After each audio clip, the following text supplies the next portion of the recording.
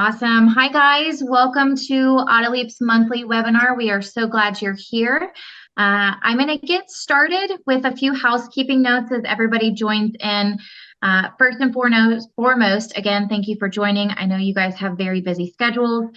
I do want to say that we've heard some feedback on trying to host these later in the day because of your schedules. So we are going to take that feedback and do some later webinars at the end of the year. So thank you for your feedback. And with that, I do want to say at the end of this and at the end of every webinar that AutoLeap hosts, we do send out a survey. That survey just has a few simple questions, obviously asking you how today's session was. And then it asks you, are there any things that we can improve upon, right? We host these sessions for you because they help you guys grow, not only as a business owner, but just your shops in general and you as a human being. We do work with industry experts like the faces that you have here today and a few others. So if you have any other suggestions on who you'd like to hear from, we would love to have those on webinars in the coming months, and if not next year. So we are recording this session today. Please make sure that if you have any technical difficulties, that you know that we will send you this recording by tomorrow so that you get access to this awesome content. Today's session is going to be everything on improving workflow and productivity. As you guys know, a large number of shops, are operating at nearly 72% productivity. This isn't just a number. It equates to lost revenue, missed opportunities, and potential to hit your business goals. The good news is I do have experts here today to help you work through some of the things that you can improve, like workflow, training, and techniques that will help you double your shop's repair productivity. So thank you so much. I'm going to let Kent kind of give the introduction to the Institute and who's on the phone here today. But as always, guys, thank you so much for your time. Thank you for your commitment to the industry, helping shop owners no matter where they are in their business. And thank you for being here. Well, thank you for having us, Amber. I do see a lot of familiar faces out there in the attendee list. Hi, guys. Very excited to be back here. Those who are new, let us know where you're coming from today. Looks like we've got a few in Oregon, some in Canada. Very cool. I know you guys were expecting my father, Cecil Bullard, to be here. He had an incident earlier this week. Unfortunately, he's in the hospital until tomorrow. Those who know my dad, you know how frustrated that makes him that he's stuck there. So I'm going to enjoy the peace here in the office while he's there. Today, we do have Fred Hules with us. He actually went through our Shop Mastery program, had a very successful shop in Arizona. And we're lucky to have him on our team as a coach facilitator for our programs.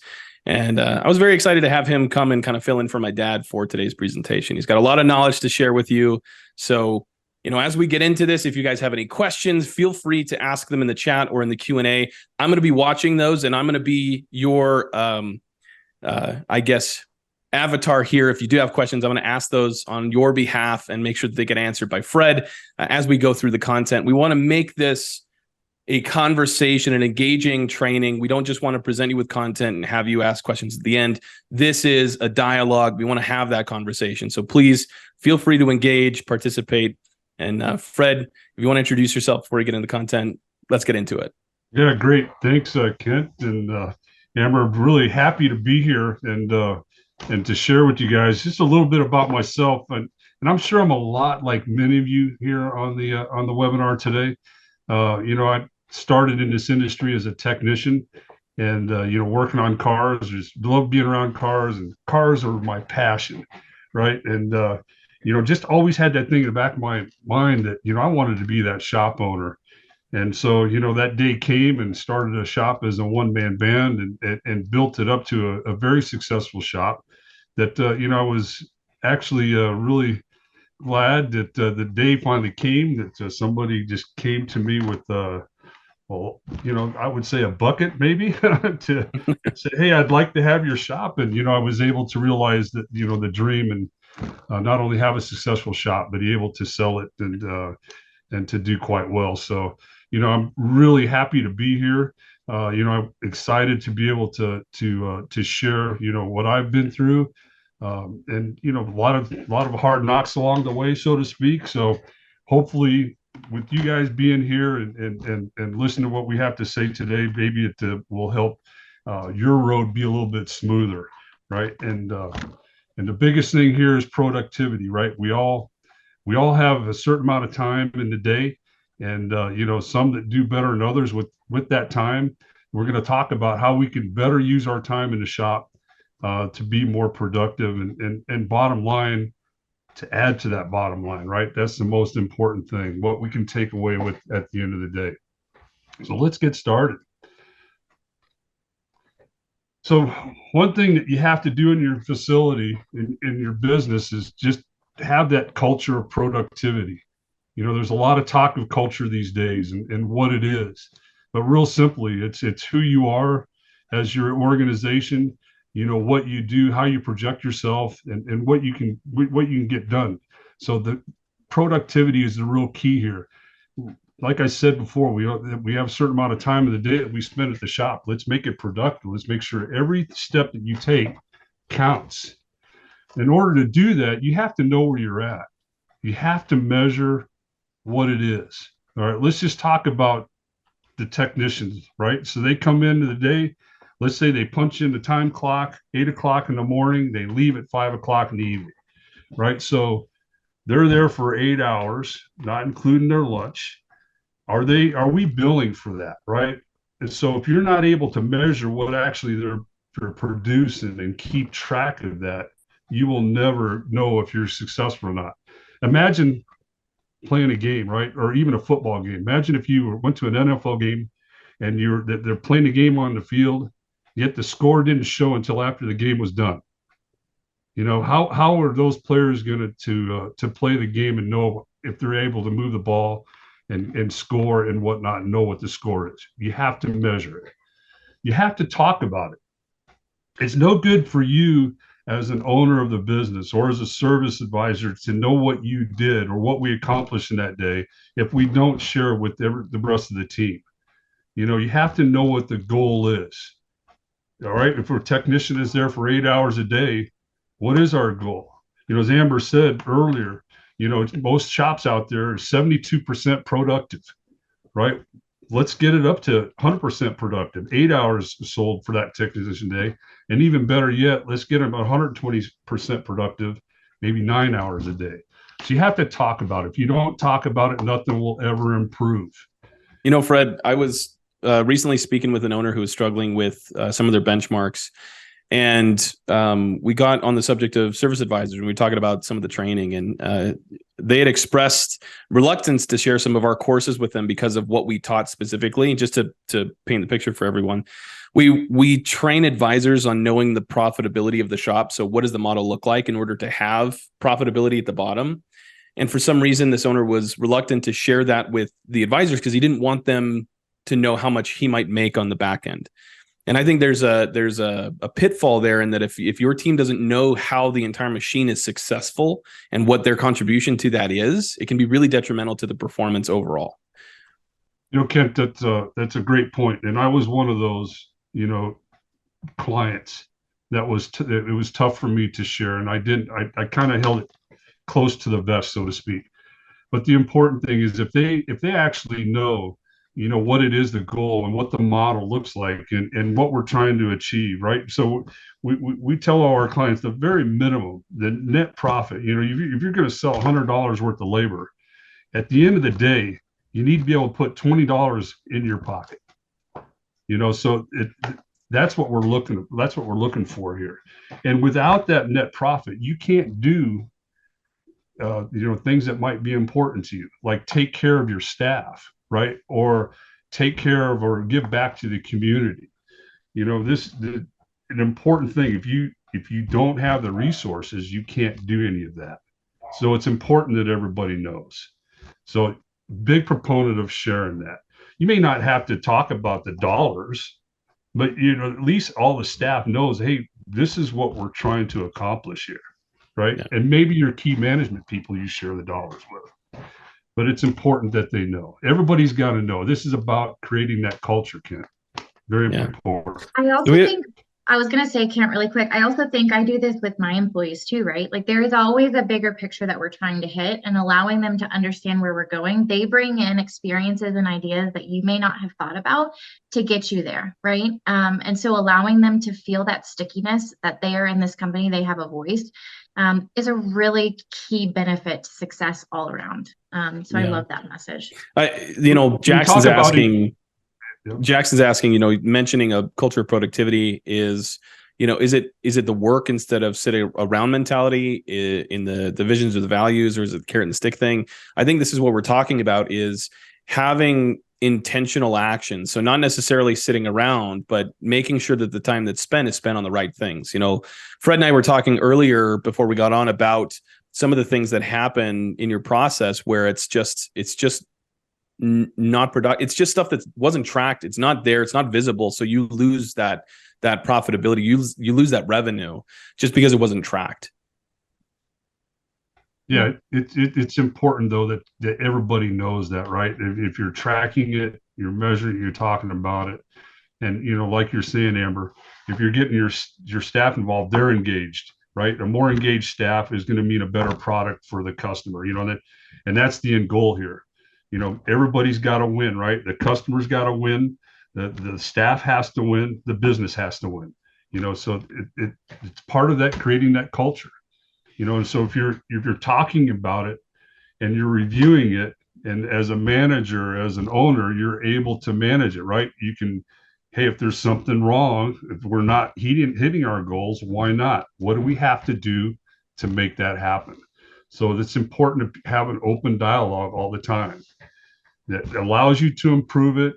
And then once you're able to hit your goals, you reward it, right? So your staff is rewarded, whether it could be through their way they're paid. There's all sorts of different ways to reward your staff. I do want to, sorry, I keep interrupting you, Fred.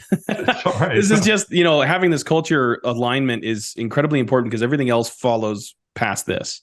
I feel like a lot of businesses, they get stuck in the measure and talk about it. So they might try to start measuring things. They might try to start talking about things, but because they're not necessarily doing it or they feel uncomfortable with it, they don't pursue it. And you never end up getting to the point where you can reward for it. And that's really the most powerful thing, is closing that loop in this process, is saying, look, we're going to measure it, talk about it, review it, manage it, improve it, and then we're going to reward that improvement. That's where you really start to see progress in these numbers. Absolutely. And it's so key that you really follow those steps, because that's where you're going to see the rewards, right? So one thing too is you have to have minimum standards. Everybody has to know, what is our minimum, right? So we talked about 72% being the average productivity in shops across the country.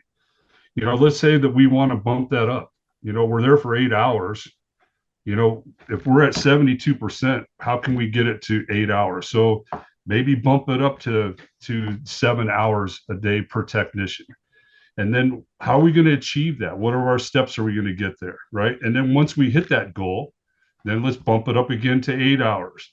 And then we can bump it up to get up to 120% productive, where we're looking at least 9 hours per day per technician. And this doesn't even, this is just for the technicians we're talking about. But what about standards for your service advisors and what they're supposed to achieve? The thing is that everybody should know what those standards are. And it has to be written down. Everybody's got to know it. And you constantly talk about it, measure it, and review it, manage it, right? Have that goal. This goal's got to be talked about on a regular basis. At very minimum, it should be discussed on a daily basis. What did you do yesterday? What did we do as a team yesterday? What did we do individually? And it could be just a morning huddle that you have every day just to review. So everybody knows where we're at along the way, right? So we can move the ball forward, keep moving it forward, keep reaching for that goal, right? So every day, measure, manage, display your production per tech per day. Put up a whiteboard in the shop, and have those numbers updated every day so everybody knows where everybody's at. And then you're going to get a little bit of peer pressure amongst the technicians too, right? So everybody knows we're supposed to be reaching that goal. It'll foster teamwork, helping each other out to what can we do to lift that guy up that might be falling down a little bit. So it really helps build that culture of productivity.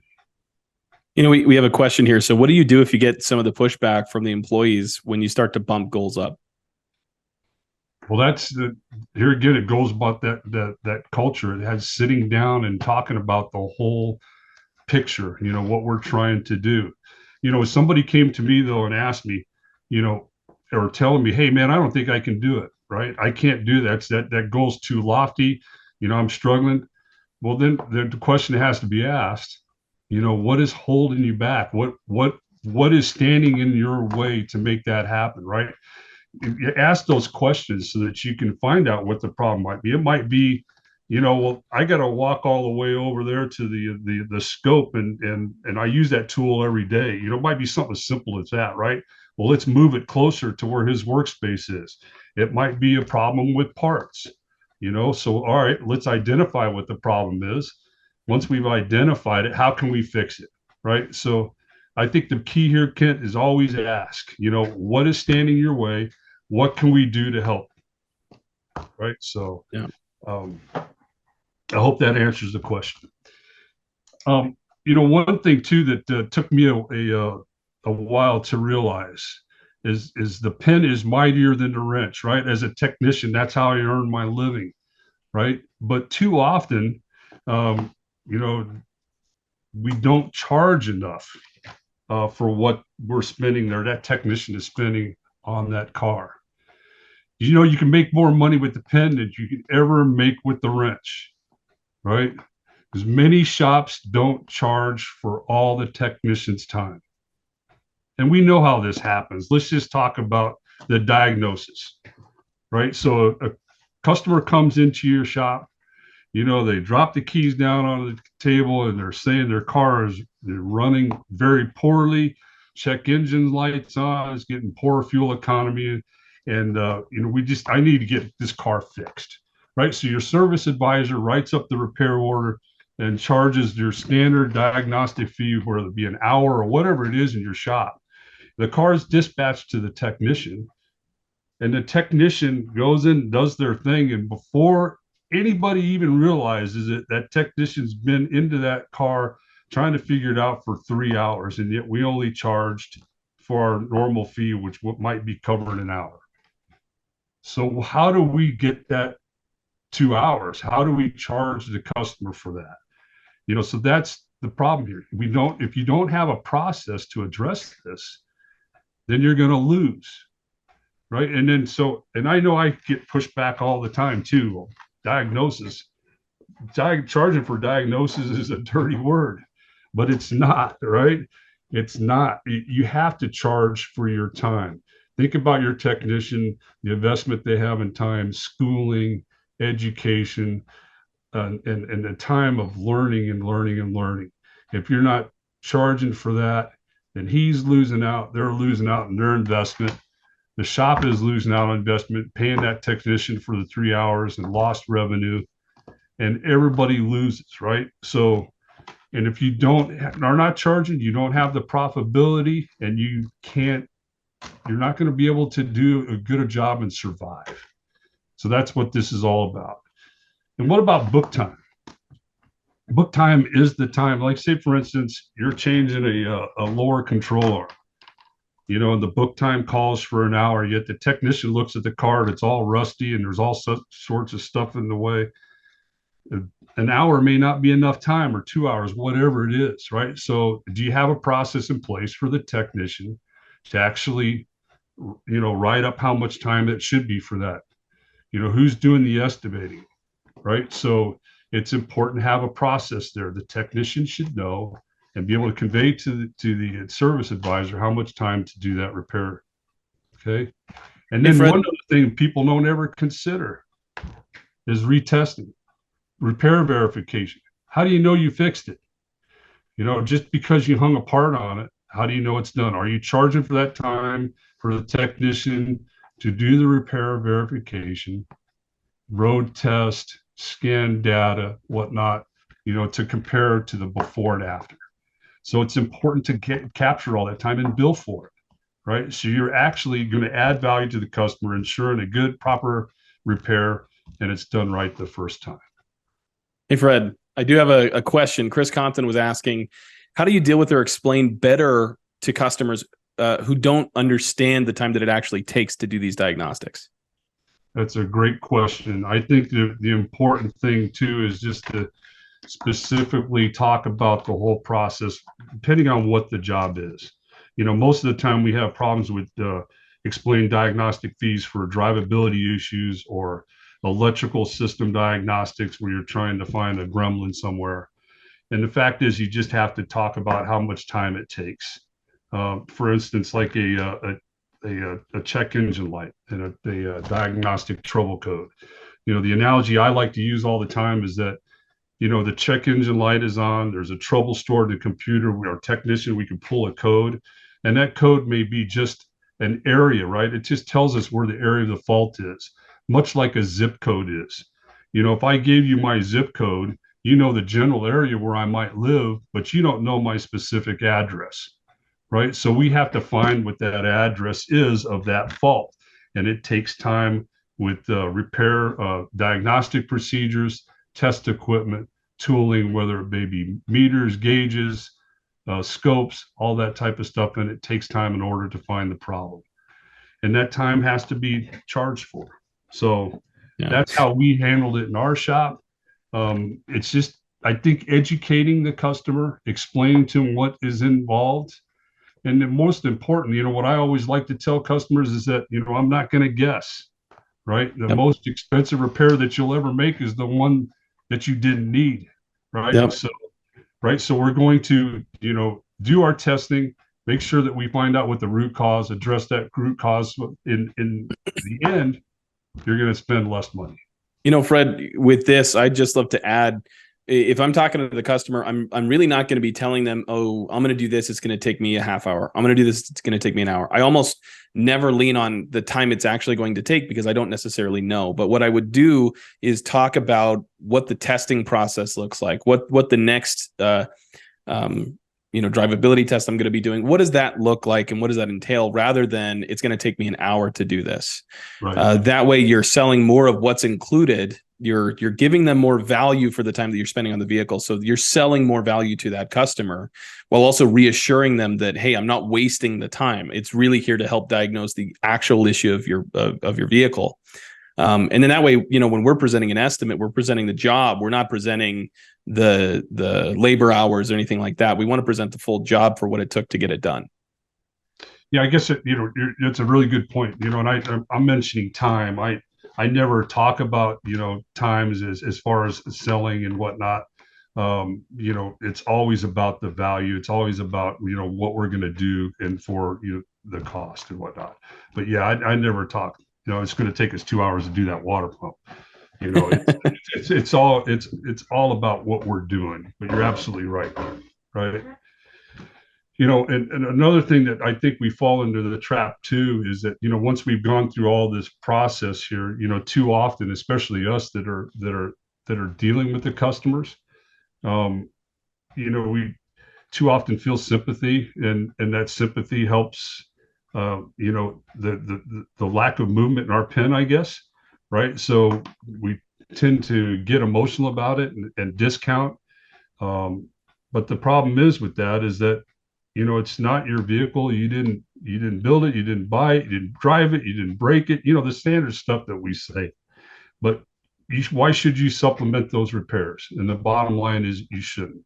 You should feel proud of what you're doing. Have confidence in that you're doing the right thing and feel good about what you're doing because you're providing a solution, right? All too often we talk about replacing the parts and fixing the car, when in actuality, what are you really doing? You're providing good, reliable, trouble-free transportation for that customer so that they can do what they need to do in their life, whether it be take the kids to school, to soccer, see grandma on the weekends, get to work. I mean, that's what we're doing. And that's how we should be thinking about all this stuff, and have confidence in what you're doing and be proud of it, right? So what are some of the things that get in the way? Some of the killers that we have here. So let's just talk about the whole process of, dealing with the customer and getting the car in and providing the solution for the customer, right? And first thing is the scheduling. That you have per technician that they're there, let's just say 8 hours a day, right? And let's just talk about that one technician. Are you the type of shop that actually tries to fill that schedule and book up all 8 hours for that technician each and every day?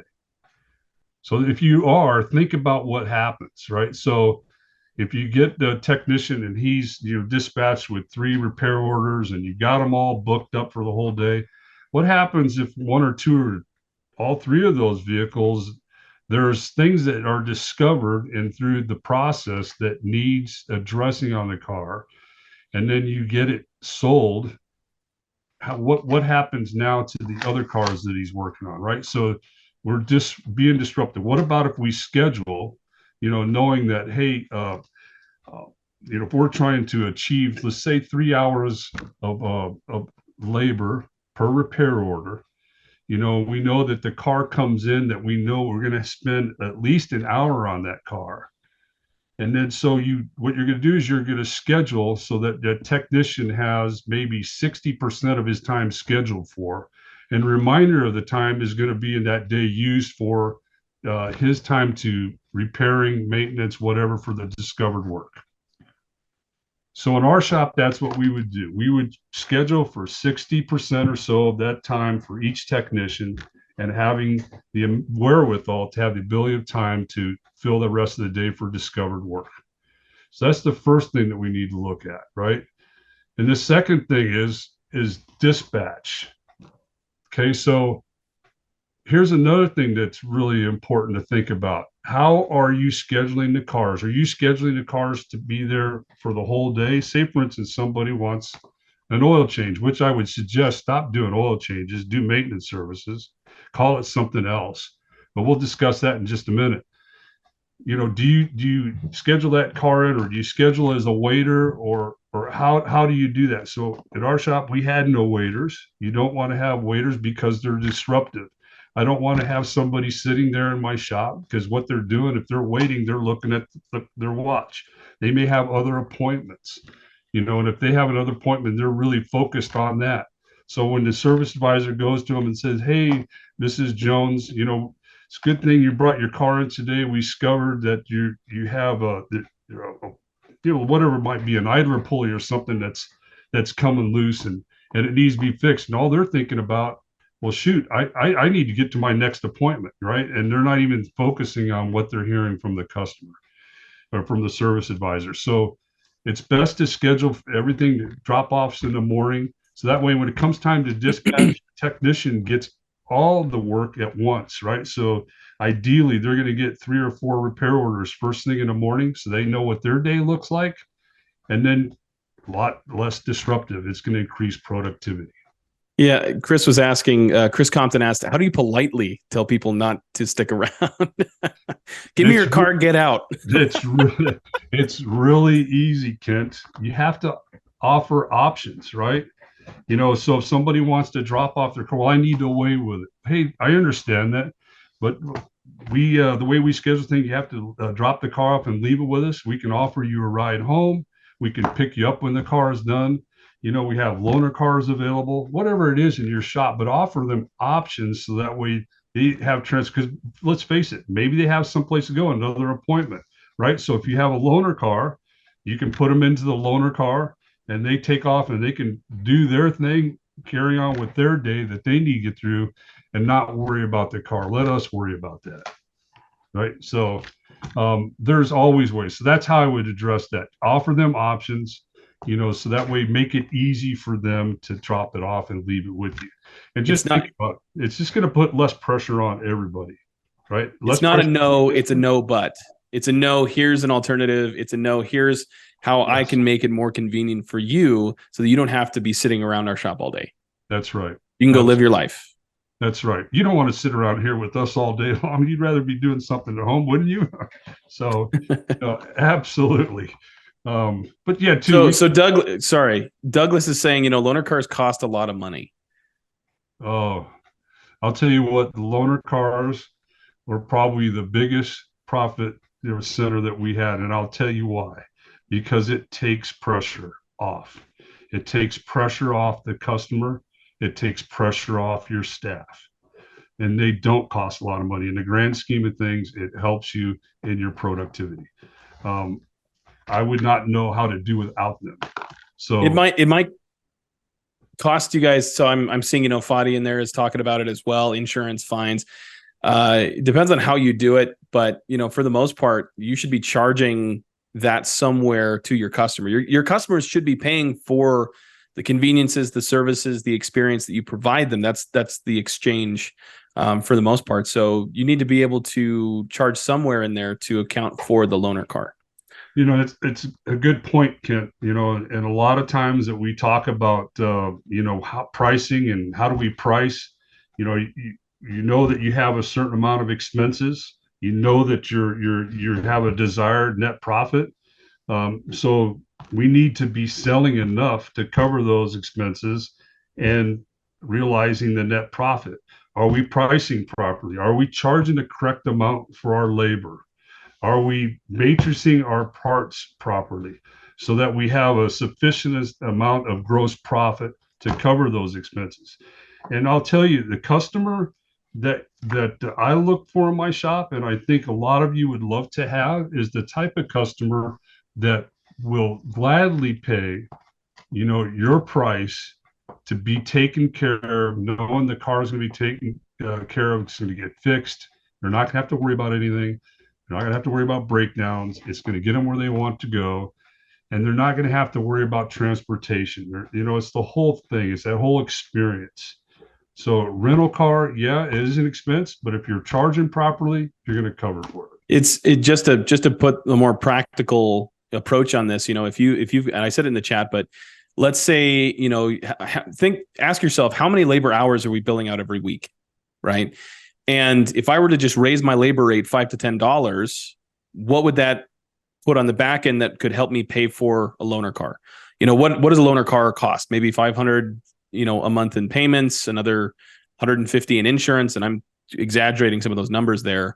And then, 400 a year for maintenance or more, right? Depending on that, you could stretch that out. But now compare that to what you would make if you just made that increase in your labor rate. Absolutely. Absolutely. Yeah. And there's many different ways to go on loaner cars. I mean, you can buy them, lease them outright, or you can buy a car from a customer that maybe is tired of it, and you might hear a deal and they got a really good clean car that you've been taking care of, and so it, and you're able to purchase it for a decent price and put it into your fleet. So there's many different ways to get loaner cars. So strongly recommend loaner cars. So we're about halfway through. I've loved the engagement so far. If you're here and you're listening and you're not engaged, you're not asking questions, shame on you. No, I'm kidding. If you guys do have questions, please ask them. This is a dialogue. We want to help, you get the answers you need to improve your business. So if you haven't spoken up yet and you do have a question, please don't hesitate. We'd love to answer them.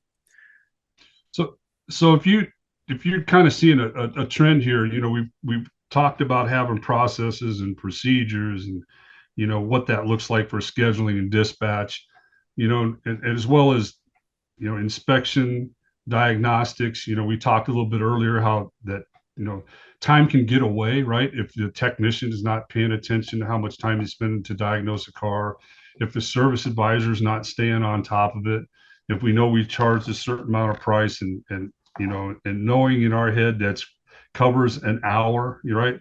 But if the technician takes 3, that's lost, potential revenue. Here in the inspection and diagnostic process, you need to have processes and procedures for that. A lot of times, especially with DVIs, it's really easy for a technician to take upwards of an hour. They're really trying to be thorough in order to do that inspection. But truth be told, it really should be done in about 20 minutes or less, maybe 15 minutes. So here's the thing where you're looking at, measuring How long is it taking us to do it? And having the discussion, what can we do to get the speed up, right? What can we do as a team to move this process along quicker? Engage your staff, get them to give input and their thoughts, and when they do that, they're going to buy in, right? And they're going to be more I guess susceptible to getting the job done in the time allowed, right? If they're part of the process. So it's important to have a good process and procedure, have expectations of what it should take to do that inspection. So that way the car inspection, the estimate from the technician can get back to the service advisor staff up front so they can properly do their job. And I mentioned tech estimating. What is that, right? It's labor times, for that the cars in front of them, they know what kind of labor might takes for any obstacles, whether it be rust or stuff that's hung on the car, that aftermarket stuff, cosmetic, whatever might be in the way. If you got to tear a dashboard apart and they got an aftermarket sound system, that might take a little extra time than an OE sound system. There's things like that. Technician has the eyes on the car. Let's ask them to give the labor time, and account for those things. So that way, when it comes time to sell the job and he knows how long it takes, that we're actually billing properly for that, right? And the estimating part is not only the labor, we're talking about parts too, right? What parts are needed, what gaskets, so on and so forth, what bolts. A lot of the repairs we're doing these days require torque to yield bolts, meaning they're throwaway bolts, right? So is the technician, putting that on the estimate that, hey, I need new lower control arm or ball joint bolts, whatever it is that I need on this job because they're torque to yield, and we got to get new fasteners, right? Because it's part of the process. Yeah. So that alleviates productivity killers for whenever the service advisor then gets it and they're doing the estimate. If the service advisor doesn't have all the information they need to properly do an estimate, what do? They walk out on the floor, right? They leave. Hey, what type of part do I need here? Do I have all the right parts? And then they get involved with a technician and they're starting a conversation. And then another technician might pull them off the side. Hey, and then they start talking about whatever it is. Hey, what they did yesterday, who knows, right? There it is, productivity killer. So the whole idea is to keep the advisor up front, building the estimate, get it done at a certain time. So that way, once you get it to the customer in a timely manner, the selling and authorization will take place so that we can move the whole process forward a lot quicker, right? So here again, processes and procedures for doing all of this. And then parts, we know, because of the time we're in right now, have been a bit of a challenge for a lot of different types of repairs, right? So what if your technician does a diagnostic and he determines that a processor is bad, it's failed, it needs to be replaced. So the service advisor does the research, they're looking for the parts, and guess what? It's on national back order, right? So those are productivity killers that you can't really do anything about. But do you have a process and procedure in your shop? What if you have a 3-bay shop, let's just say, time and space is of a premium, right? You can't have a dead car sitting on a rack. Do you have a procedure in place to be able to get it out, get something else in, right? So this is one of those instances where having a loaner car would be great. If you've got a part that's on back order, it's going to be an extra, couple days. Hey, Mr. Customer, I'm so sorry. This part's on back order. Are we able to hang on to your car? Keep the loaner car. Go ahead and keep driving that, so you still have the freedom to do, live your life. And as soon as we get it, we'll get it done. Right? Absolutely. The loaner cars, like I said, I talked about the pressure. It takes pressure off the customer. They don't have to worry. That's the big thing, and it takes pressure off your staff too. Yeah. So. Here again, loaner cars are really cool. One other thing too is the parts here again. It goes back to the tech estimating I talked about. Making sure the tech writes down the list of all the parts. because you want to be able to get parts in quick and fast, get the car turned around. In our shop, we always tried to do same day, as much as we could. Get it in the morning, get it figured out, fixed, get it maintenance, whatever we had to do, get it out that later that day. Right. So, Hey, Jimmy was asking, how many cars did you have at your shop, Fred? loaner cars, I had 4. Yeah. I had 4 cars. At one time I had 5, but 4 was a sweet spot for us. What do you Yeah. what do you run for loaner cars? That's Chris asking. What types of loaner cars did you have? I had Camrys, I had Altimas, I had a Saturn Vue. Safe, reliable sedans. Exactly. Right. And not real expensive, very Yep. clean cars, right? You wanted to be able to project a nice image. So, very clean. They look good. They're not banged up. They're, Yep. nice, clean interiors, not scratched up, good paint, all that stuff. Right. It depends, Chris. So, like, say you're running a high-end, European shop. I might end up having a nice BMW that's really clean, high performance, because that's the type of client that I work with, and so I would want to keep their expectations at that same level. Right. And at that point, a lot of my friends that had the Euro shop, the exclusively Euro type shops, they would lease cars, and it made perfect sense for them. Just go out and get a good lease deal. You just got to do your homework, but I mean that's one option, and then you're putting customers in the light type of cars that they're already driving, right?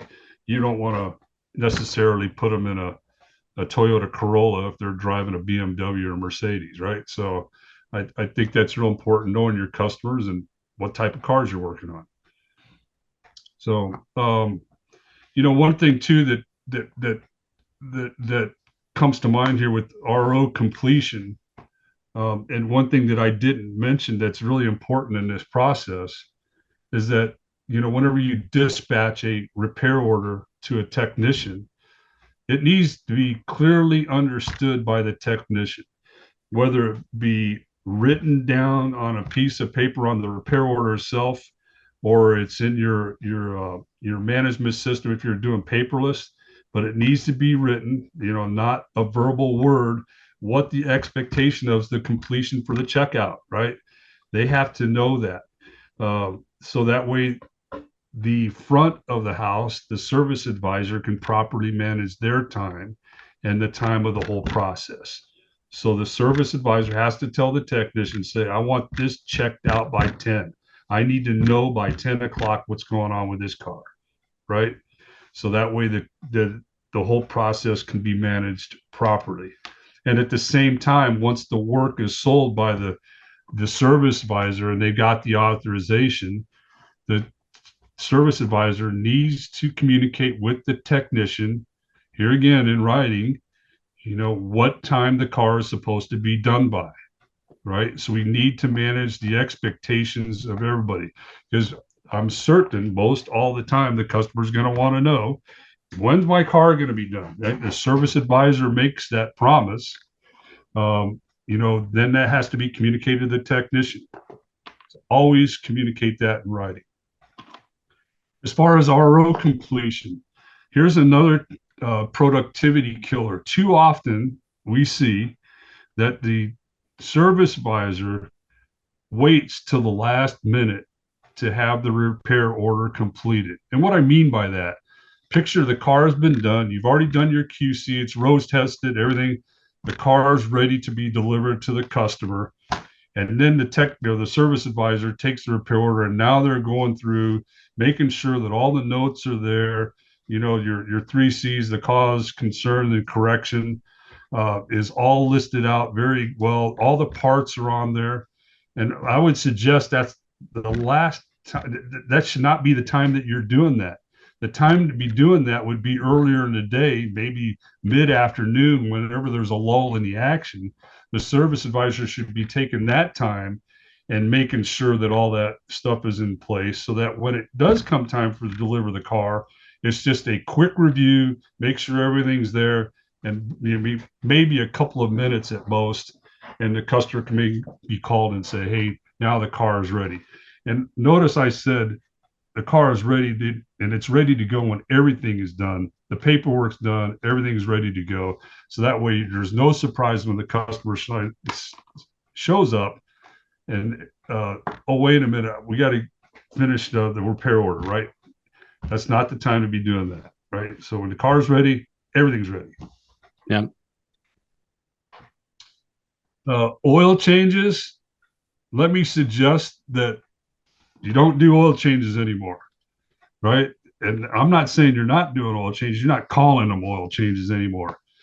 Come up with a service package, right? So too often, I mean, you think about it, whenever you do an oil service, you're doing an inspection, we're not a quick lube shop. Most all of us are not. You may have one, and that's fine. But as far as our repair shop and the models that we use, oil changes are no longer. We do maintenance services. You might bundle it up with a tire rotation. I mean, think about your Toyotas. They should have a tire rotation every oil service. Why not do that for every car, right? And you're doing the inspection. You bump up the price a little bit, charge a little bit more than what you do for your regular oil service. Quit calling them oil changes because we're not doing that anymore. We do so much more. So make sure you communicate to that customer, explain the value and what they're getting for that maintenance service. It's much more than just changing fluid in the filter. It's doing a complete inspection so that we can make sure that there's nothing going wrong with the car and we can ensure that it's trouble-free. And like I say, fun to drive, right? That's our goal. Yeah. Just to butt in here, Douglas, I see your question. We have a lot more content to cover and we only have about 10 minutes to get through it.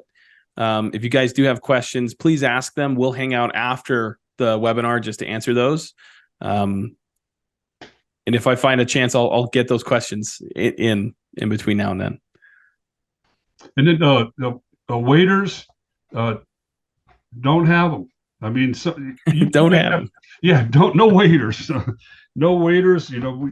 They're very disruptive. But what happens if you're going to have customers that will insist upon waiting? We had them too at our shop, so we would just accommodate them. Usually, it's a retiree or somebody that wants to hang out because they don't want to hang out at home.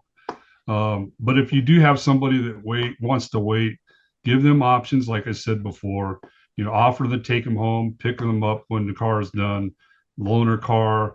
It might be, somebody like an Uber or Lyft ride home if you don't have a customer shuttle, or if it's out, whatever the case may be, there are options, right? So here again, if you're charging properly, you can address all of those issues quite easily, right?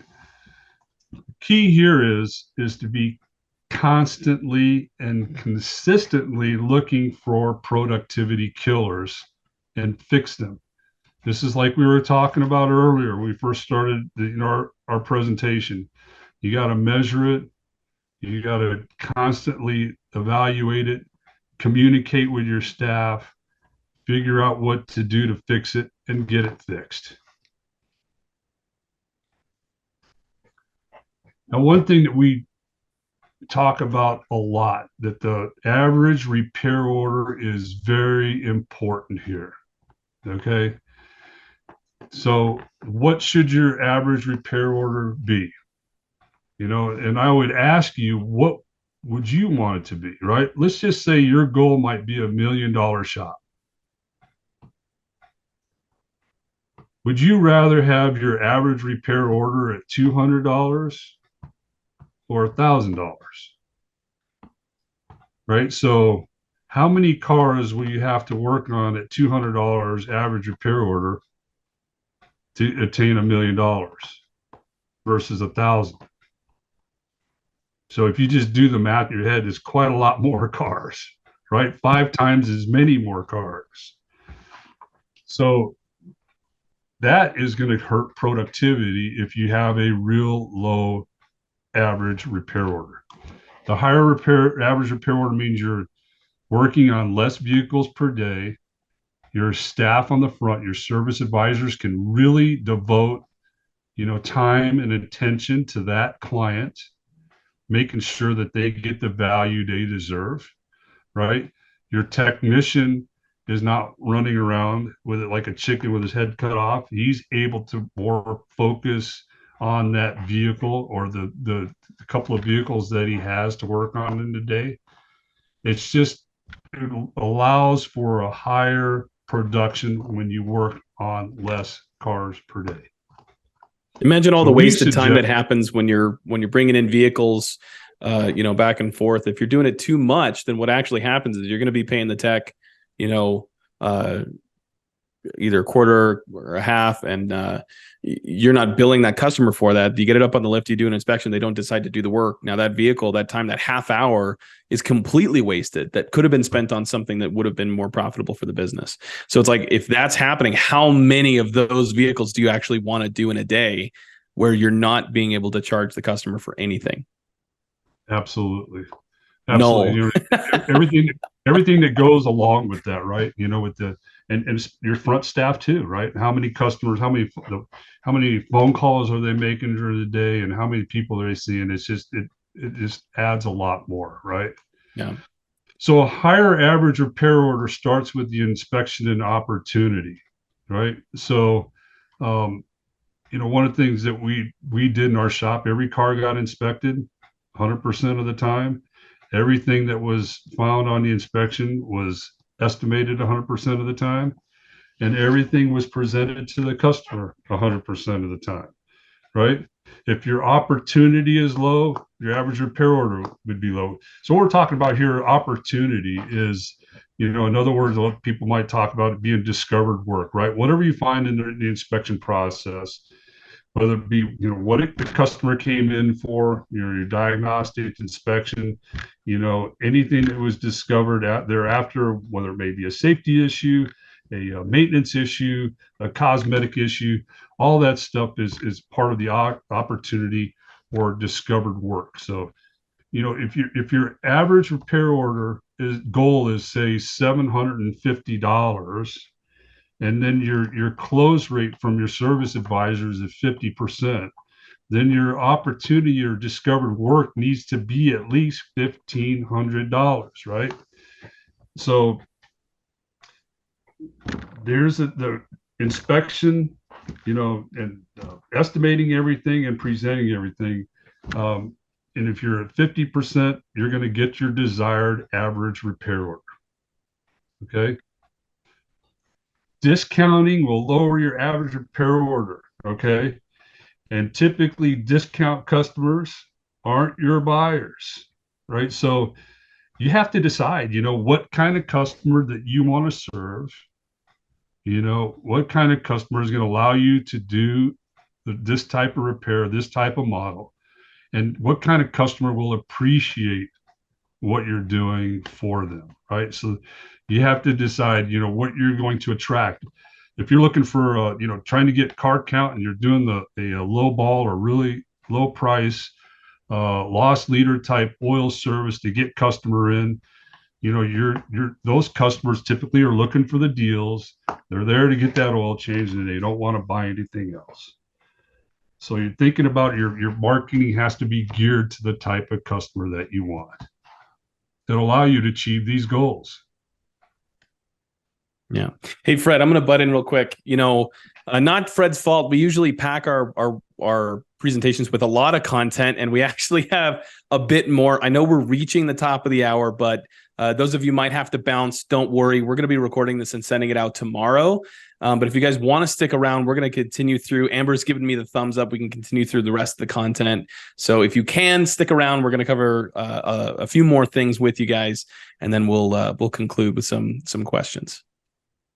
Great. So, one thing that you have to do is just identify, your whole process, look at it, and talk about, where are our bottlenecks, right? Where is the problem happening here? So it might be that maybe it's taking too long to get our inspections done. It's taking too long to get our diagnostics done. Okay, so if our diagnostics are taking too long, let's have a discussion with the technicians. Why is it taking too long, right? So what is standing in their way? Maybe we don't have the proper equipment. Maybe we don't have the right scan tool. Maybe we don't have the right test equipment, lab scope, test gauges, whatever the case may be. It might be an education issue. Maybe they're not familiar with that system, not familiar with that car. You're identifying opportunities to correct these issues in the flow, and what can we do to make it better, right? So having that open dialogue with the staff, asking questions, right? And not be that type of manager says, you're taking too damn long and get faster, right? No, ask the question, what is standing in your way to get down to a half an hour for a diagnostic? Yes, Ken. So Douglas I'm actually going to ask both of Douglas's questions here. Okay. So let's do this two-parter. So you guys speak a lot about the large shops, but what about the little guy starting out that might have, an office manager, one tech, and a helper? What can you advise to help him? And then the second part of this is, I think, just kind of reinforcing this. He says his biggest problem is more work than he can do on his own, and he does demand the best out of his techs. This is being recorded, but no half-assed repairs is what he said. Right. Well, those are good points. I think as far as like the small shop, where you had mentioned, Kent, maybe they have a service advisor, they have one tech, maybe a helper. I think those are the best times to start developing your processes with the intent of growing someday. So there may only be 3 of you in the shop, but the process is still the same, right? It's still the same as far as, getting the car in, the scheduling, figuring out, because if you got a lot of work and have no problem with work, you probably have issues with scheduling and getting the cars in and checked out properly and being able to, do the whole process. I think that's the best time to start with these processes. And it works with the small shop just as it does with a large 10-bay shop running, 4 techs and a couple advisors and maybe a service manager. So these processes still work, and I would say for those small shops, start now, because there's going to be that day where once you have that process and you're very concerned about doing it right and no half-assed repairs. This is a good time to get the procedures out and let it all laid out so that when you do bring somebody on, they know what your expectations are.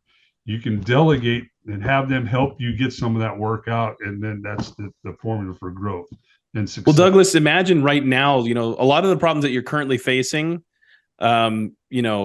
if you end up growing your business, which I hope you're planning on doing that, and I hope you do, if you add more technicians into it, more people into that process, and you grow your capacity, well, then that'll just exacerbate the same issues that you're currently dealing with. So if you can get it down now where you're hitting 100% productivity, you've got the process in place that accounts for all of those things, then as you bring technicians in, that they're going to be trained on that process that is going to hit productivity, so that as you scale, you're not, again, exacerbating those problems. Because trust me, it's a lot easier dealing with those issues now than when you have another 3 techs you have to manage who are doing the same things. Absolutely. It's a great opportunity. It's a great position to be in. One that I wish I, knew then what I know now, type of thing. So I would just, start taking some of this information that we're giving you and start working on some of your processes and procedures, and it will pay dividends when you start to bring on people. So we got some more questions. Yeah. I love this crowd. Thank you guys for engaging. I love the questions. This is where the meat of this comes from. So Chris Compton said, how do you determine when the best time to hire another tech is? He's got 2 full-time techs right now, and himself, the owner tech. We typically book 2 to 3 days out, and we get overwhelmed quite a bit. Productivity is around 70 to 80%. I think right now what I would probably work on is increasing the productivity of what you have. Work on these processes here. Once you get it dialed in, where you're at least 100%, 100 and maybe 110% productive, then start talking about bringing on another tech. Here's an issue that I want to highlight here with this. So a lot of people think, I've got all this work, I need another technician. And so what they do is they go get another technician. And then what happens is they take one of their highest producing technicians and say, hey, I need you to help me train this new technician. I'm going to devote some time to help training this new technician. And now your productivity across that tech and the other tech goes down. So now instead of having 2 technicians doing 80% productivity, you have 3 technicians doing 65% productivity. So don't get yourself caught in that trap of, we're not productive. We've got all this work. We're really stressed. We need another body. Work on the process itself. How do you get the work through? How do you account for the time that you need to do the work that's there?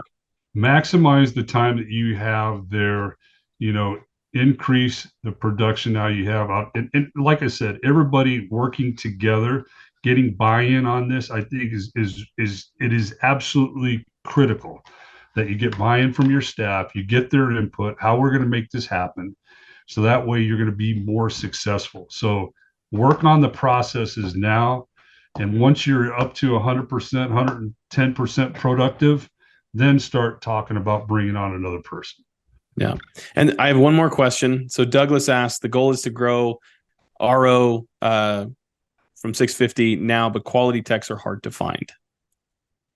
Yes, they are, right? But if you're able to bill properly, right, you're charging right for your labor, you're charging your matrix and your parts, you got a good labor rate, you're got a good healthy net profit, you're able to attract a good quality technician because you're able to afford them, right? A lot of the top guys are commanding top dollar right now, and they know, what the labor market is out there. And so if you're able to charge right, and you're going to have the resources to pay somebody correctly. It's just that simple.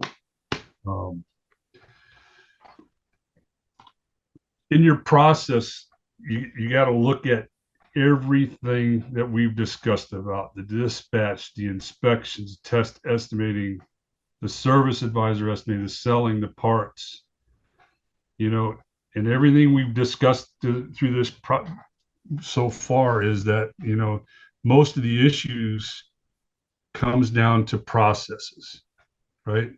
What takes the most time. So it's your job as an owner, and this is a tough thing to do, especially if a lot of us are working in the shop. It's tough for you to do that if you're not actively managing this and keeping an eye on the ball. You're not able to solve them. So it's your job as an owner, as a manager, to keep an eye on the numbers, the productivity, all this stuff that we've talked about, to make sure that we constantly improve, discuss, improve, and make it better.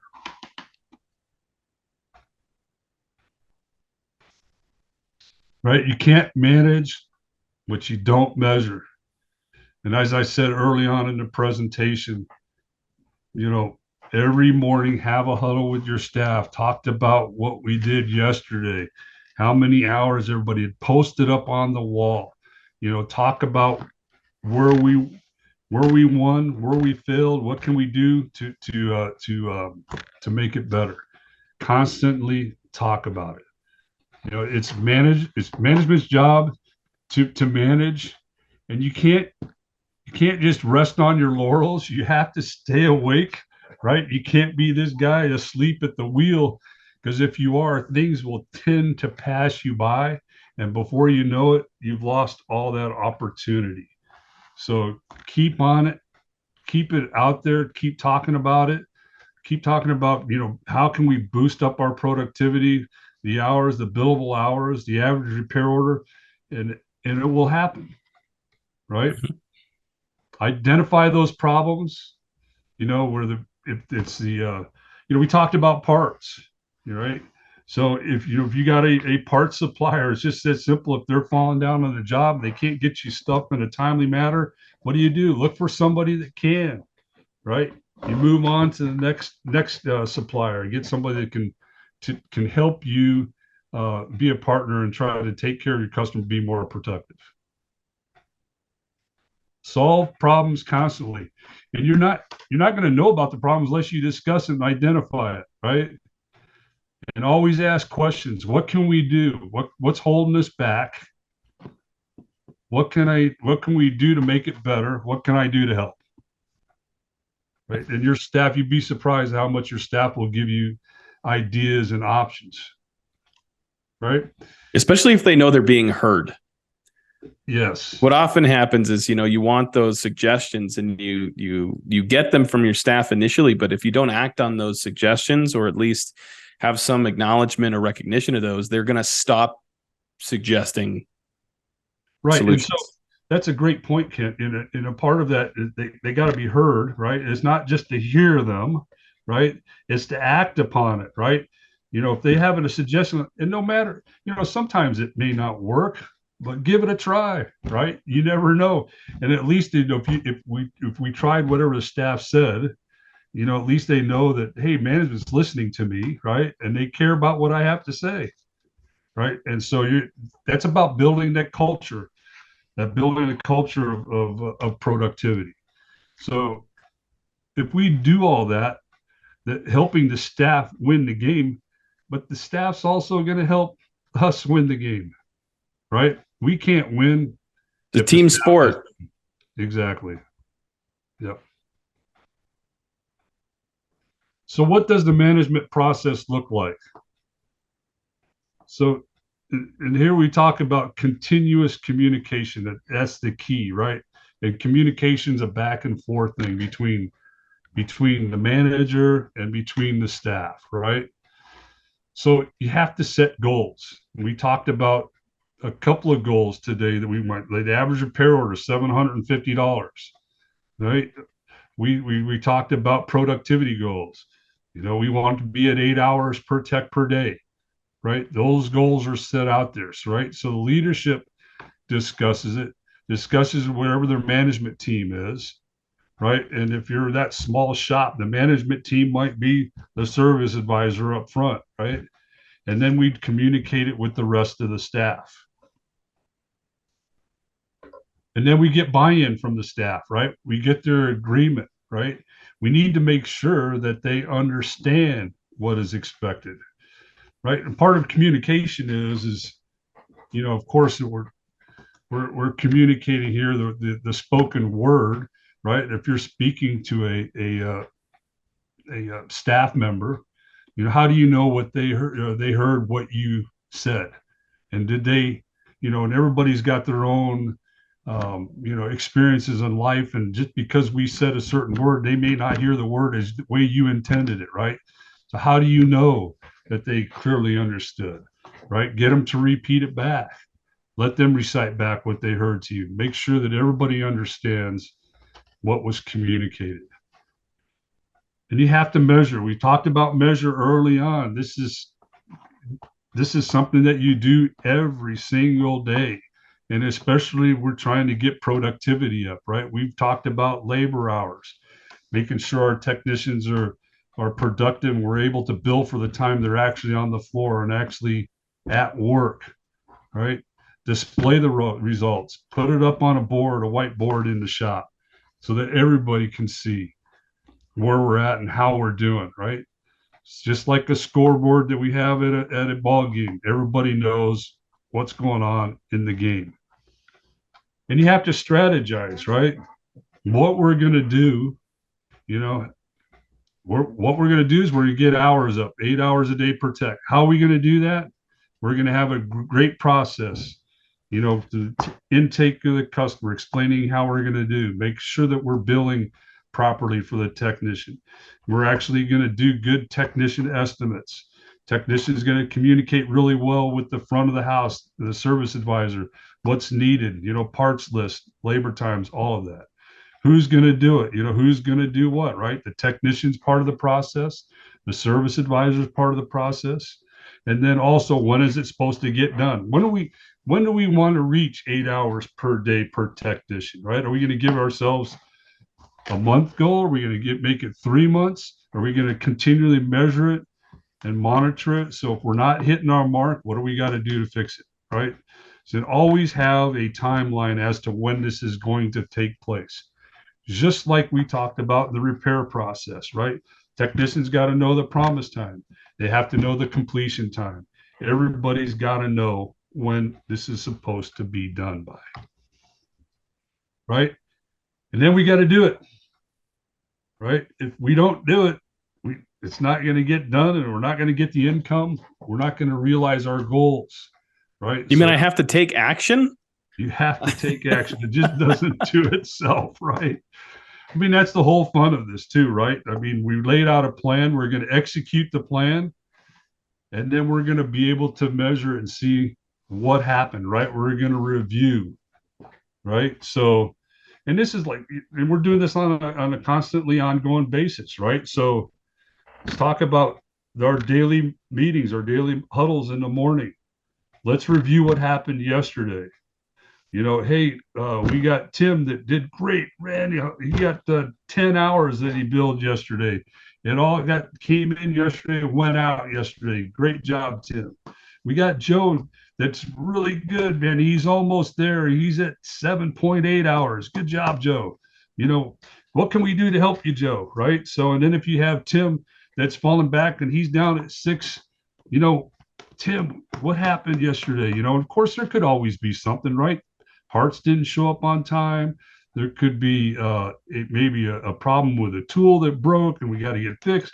Whatever the case may be, the idea is to identify what the problem is. What can we do to fix it? And then, let's congratulate Tim on the good job that he did, for the stuff that he did do. Let's build him up so we can help raise him up, right? So, and see if the rest of the team can help raise him up, right? So if it's a company problem, the company has to fix it, right? An example might be the broken piece of equipment. It might be that we don't have any loaner cars that would help out, get rid of waiters. That's a company issue, right? If there's no goals, there's not clearly defined goals, that's a company issue. The company has to fix it, right? It's really unfair to hold people accountable for something they have no control over, right? Make sure that if somebody's going to be held accountable for their 8 hours, make sure that technician has everything in place so that Did we lose you, Fred, or is it me? Be successful. What's that? I think we had some internet issues just a second ago. Oh, okay. I heard him. He kept going. I think it was you. It was me. Okay, I'll be quiet. Sorry, Fred. Right? If an employee's got the problem, they have to fix it. An example might be maybe taking too many breaks, right? Something that might be identified that the technician's not really at the car enough. They have to fix that problem, right? Management could say, hey, we're just not at the car. You're not focusing. What can we do to help you out, right? So everybody's got to understand what their roles are in the process. They got to know what the expectations are, and then that way they can be held accountable. And then whenever you have a win and everything works right, everybody's following the plan, everybody's following the procedure, you got to be able to pay them properly, right? You got to be able to motivate them properly to get these goals that we want, right? So there's different types of pay plans for the staff that we have, whether it be technicians, whether it may be our service advisors, right? Hourly and salary does not motivate the average person, right? And we all know that people are all different. What motivate one person might be different than the other. That's why it's important for you to know your staff and who they are as a person and what gets them going in the morning, right? So that way you can properly design a pay plan that works for them, or even more importantly, are they the type of person that's going to fit in the culture that you're trying to build, right? So hourly salary, if it's all you're doing, that's probably all you're going to get. Flat rate can motivate the wrong behaviors. We've all heard stories out there, might have witnessed it ourselves, where somebody's just trying to get as many flat rate hours as they can and may cut a lot of corners and may not actually do what was sold. I mean, that's all problematic, and that's nothing we want, right? So it puts all the responsibility on the technician. And one thing that, when I was a technician, I didn't think that was right. If I was the one with all the responsibility, if I got paid flat rate and I see the owner of the shop is constantly working on personal projects instead of getting cars in, that kind of didn't sit too well with me, right? So you think about it. So everybody's got to win. I talked about that before. It's got to be a win for everybody, including the technician, the customer, and the business. Hey Fred, so in your opinion, I know what we talk about. What in your opinion, what do you think is the best pay plan? Well, my opinion is you got to pay for the person when they're at your business. Whether it be an hourly and salary, something of like maybe 60 to 70% of their pay is going to be covered by hourly or salary. And then the other rest of the pay, the 40 to 30% rest of their pay is going to be based upon performance and what they do, right? So as we call our performance enhanced pay plans. So that way you're rewarding, the behavior that you desire, right? We're talking about being productive. So if a technician is productive, his pay will reflect the additional productivity that he's giving you or the business, the customer, right? So I found the best way to do it is the combination, right? Yeah. Hourly salary plus a performance type of structure. This leans into, Chris Compton, you'd mentioned smokers are an issue. They think they need 10 breaks a day. I want to talk about,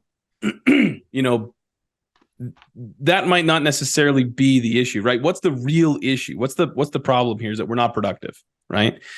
If my tech is producing 120%, if they can take all the smoke breaks they want, they could play on their phone. They're producing at 120%. So that's the real question is that preventing them from being productive? Or, maybe that's something to address with them. Look, I know you're taking a lot of smoke breaks, but how can we help you feel more comfortable? How we need to be able to move this forward. And Amber had stated, having something that's written in your employee handbook as well also helps kind of corral some of those, because you're setting the expectation and then you're following through on the expectation that you presented, right? Hey, you're taking way too many smoke breaks. It's cutting into your productivity. As you can see here, if you don't get your productivity, then you're not hitting these reward bonuses that we're able to give you based on your performance. And I want you to earn those performance bonuses. So how can I help you be productive, right? I hope that answered that question for you guys. Yep. Kent, I used to be of that camp about smokers too. Well, it's a nasty habit. You shouldn't do it. It's not healthy for you. Right. But I mean, as far as them, smokers, always taking smoke breaks and whatnot. And I think it just comes down to the plain and simple fact. And I did have smokers, technicians working for me, but the clear thing is just identifying the expectations. What we're expecting from you as far as productivity, making sure that you're able to support them so they can achieve that, and everything else will take care of itself. And like Kent said, if I got a guy producing 9-10 hours a day, I don't care if he's taking a couple of smoke breaks, or if you say 10 smoke breaks, if he's doing what I expect. Yeah, there's a few more questions here. Douglas, I think we can get you a sample performance enhanced pay plan. That's a little more in depth. It depends on the experience of the technician. Something you should have a conversation with us about if you want to look at those. Dustin also said it kind of sounds unfair to hold somebody accountable for something they can't control. I'd love to know what you mean specifically, Dustin, if you could share more in the chat. We'll come back to that question. The next question is from Fadi. Yeah. He said, I have a question. How can I include service manager and service advisor pay in the job? When I assign the job to a technician, we charge based on that. But as a service manager and advisor, they do have time they spend on the work order. We can't increase the labor rate to stay combative with the market. Well, I mean, for us, our service advisors did get paid on performance too. It's all about identifying what you're trying to achieve. So for us, of course, I wanted to make sure that we had our sales were there.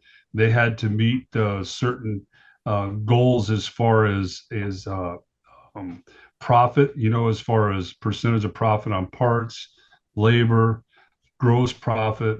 All those KPIs or key performance indicators had to be in whatever our goal was for the shop.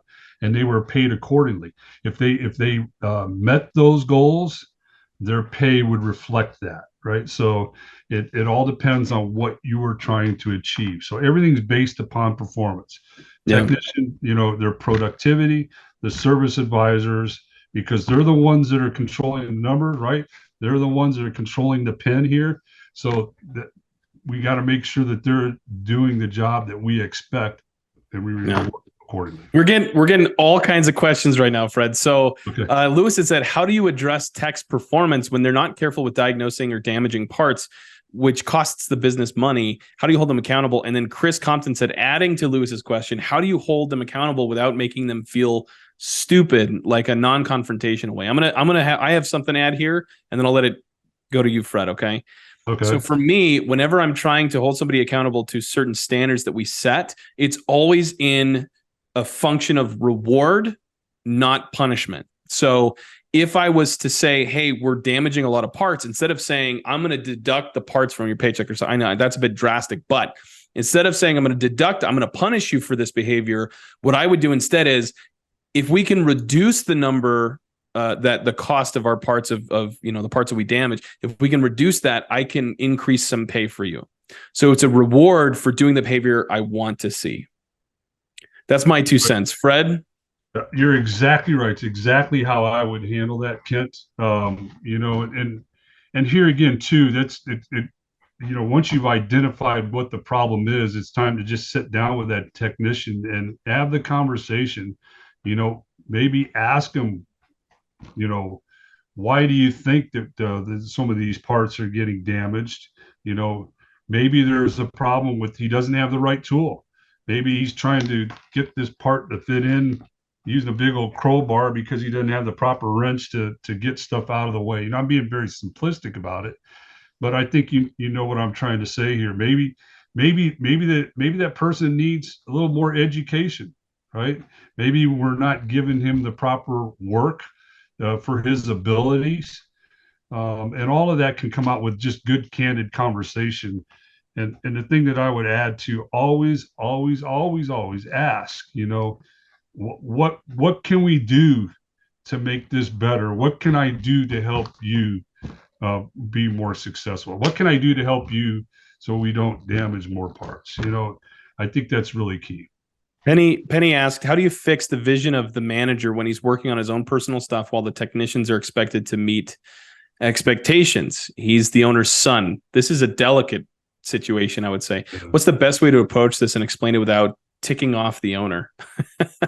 Penny. Well, I think it's just a good thing to have a good sit down talk and just talk with them and say, hey, this is what I see, what's going on with the technicians and what they're seeing, and it's affecting their performance and the culture of their shop, right, is not really good because there's all this angst.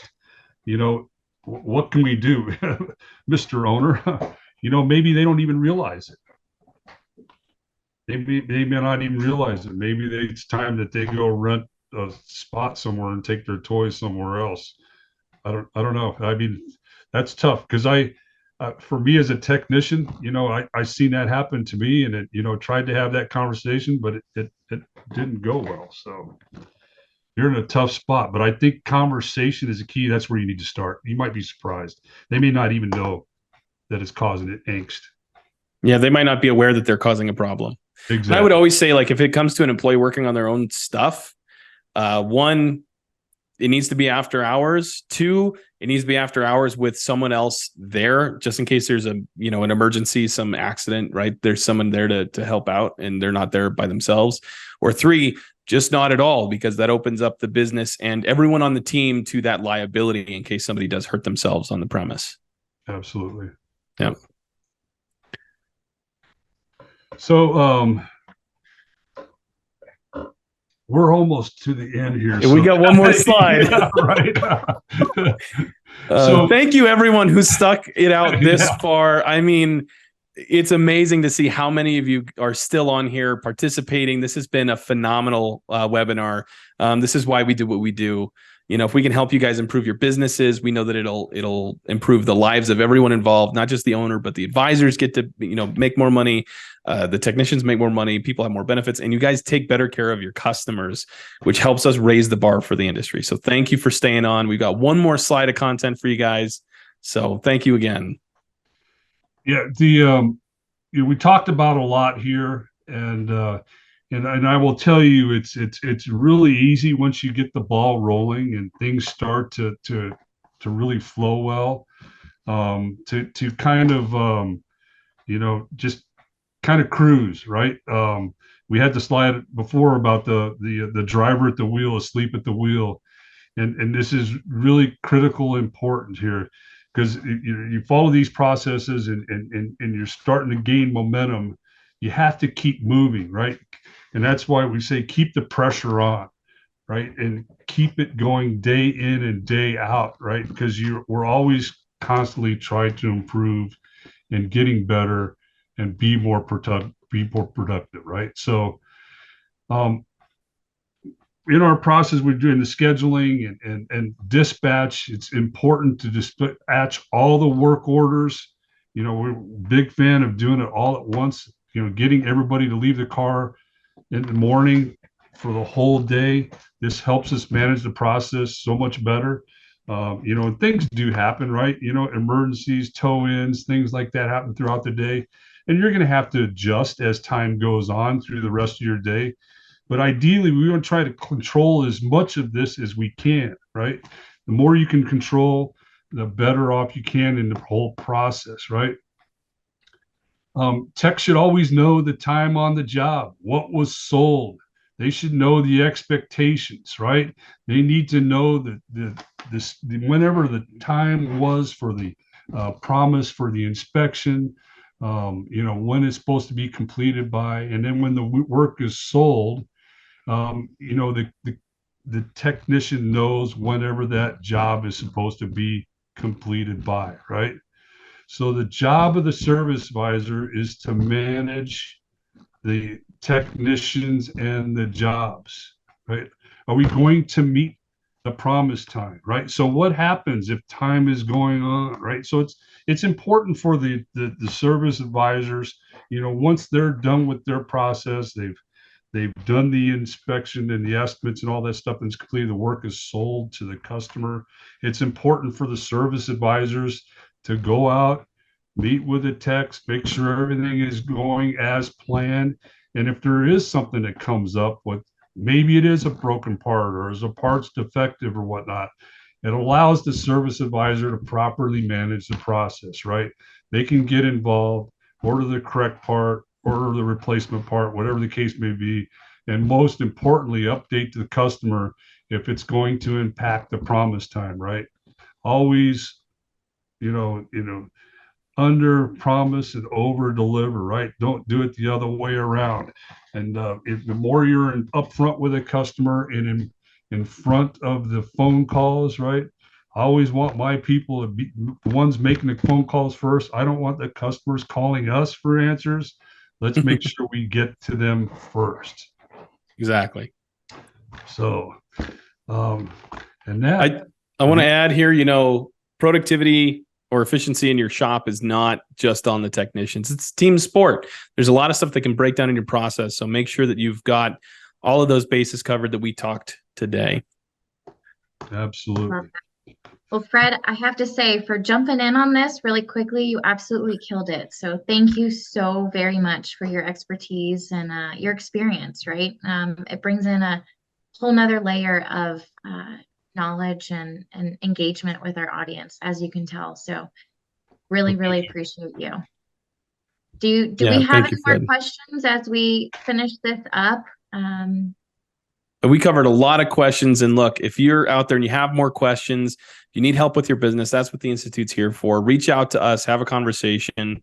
We've got experts like Fred, myself, and a bunch of other talented people on our team that can help you run your business more efficiently. That's our mission. That's our drive, is to help you guys have a better business, a better life, and improve the industry overall. So you can reach us out at wearetheinstitute.com. I think my email is posted up on the screen right now as well. You can email me directly. Fred, I put yours, I'll put it out there as well. Fred at wearetheinstitute.com.